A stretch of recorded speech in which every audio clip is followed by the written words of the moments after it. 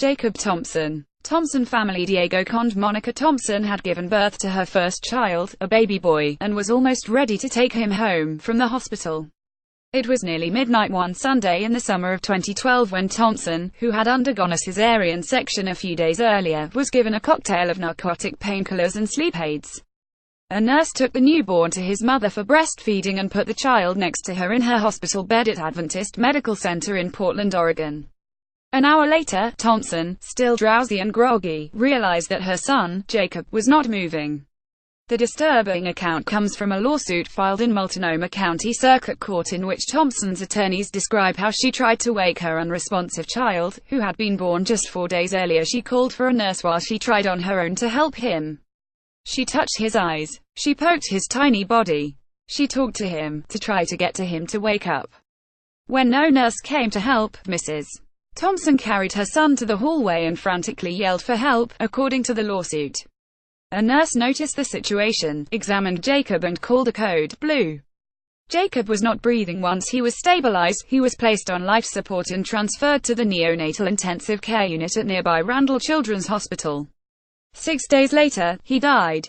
Thompson unintentionally suffocated her baby boy, causing him severe and permanent brain damage, according to the lawsuit. Doctors determined that her newborn had gone without oxygen too long, suffering severe and permanent brain damage. Thompson is suing Adventist Medical Center for negligence, which the lawsuit alleges caused Jacob pain and suffering.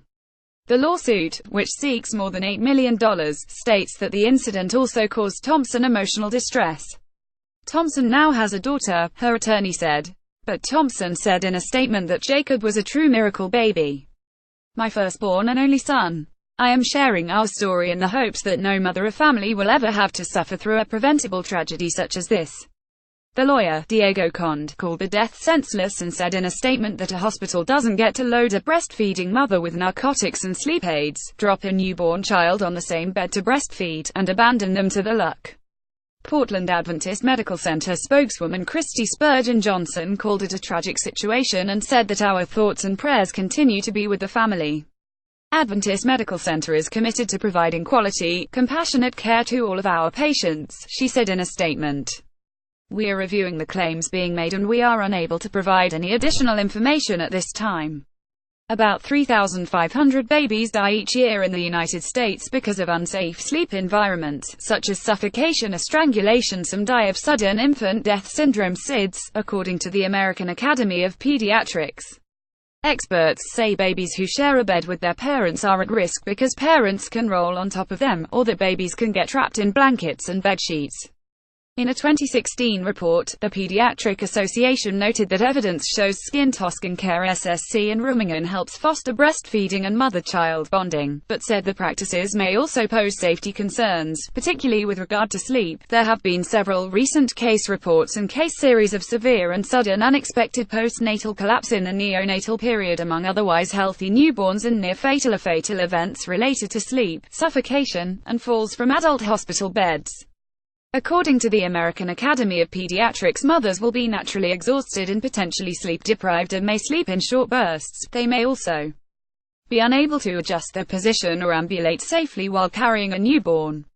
The postpartum period provides unique challenges regarding falls, drops, and is understudied compared with falls in the neurologically impaired or elderly patient.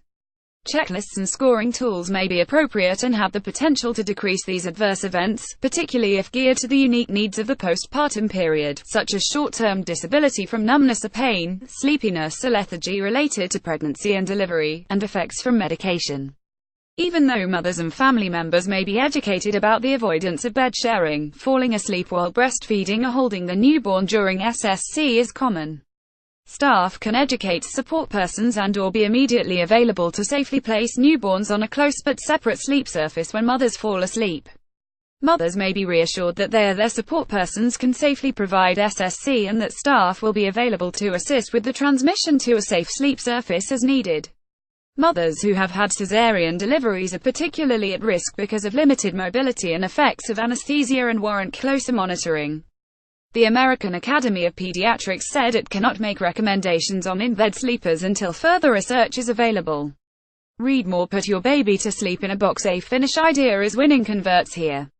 new type of baby monitors offers peace of mind but may deliver just the opposite.